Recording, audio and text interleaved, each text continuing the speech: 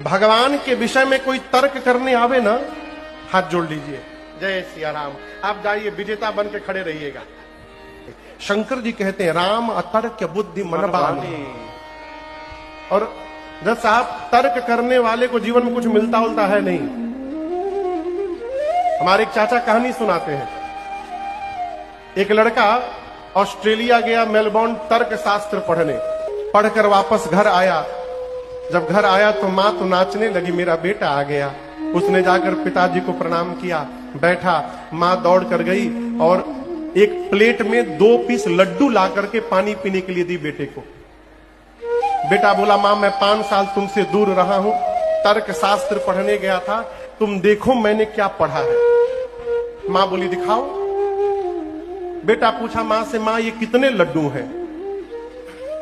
माँ बोली कितने लड्डू? 2 लड्डू। बोले यही तो बात है, मैं तर्क से सिद्ध करूंगा ये 3 लड्डू है। अब माँ बोली कौन सा पढ़ाई तू पढ़ लिया? बोला देखिए मैं सिद्ध करता हूं, ये 1 लड्डू और ये। माँ बोली 2। बोली 2 1 कितना हुआ? माँ बोली 3 हुआ ना, 3 लड्डू। 1 और 2, 1 2 कितना होता है? 3 लड्डू हुआ कि नहीं? माँ बोली बाबू 1 2 3 होता है, लेकिन लड्डू तो 2 ही है। अब लड़का मानने को तैयार नहीं कि 3 लड्डू नहीं। माँ बोले 2 लड्डू। 5 मिनट ये बहस चला।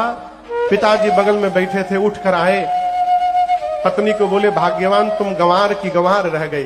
बेटे का पीठ थपथपाए, शाबाश क्या अद्भुत पढ़ाई पढ़ाई मेरे बेटे ने, एकदम सही बोले। 3 लड्डू है। पिता 1 लड्डू अपने खाया, दूसरा लड्डू पत्नी को खिलाया। अब बेटे से बोला तीसरा तुम खाओ। ये कथा कह रही है कि तर्क करने वाले को जीवन में हमेशा तीसरा लड्डू मिलता है।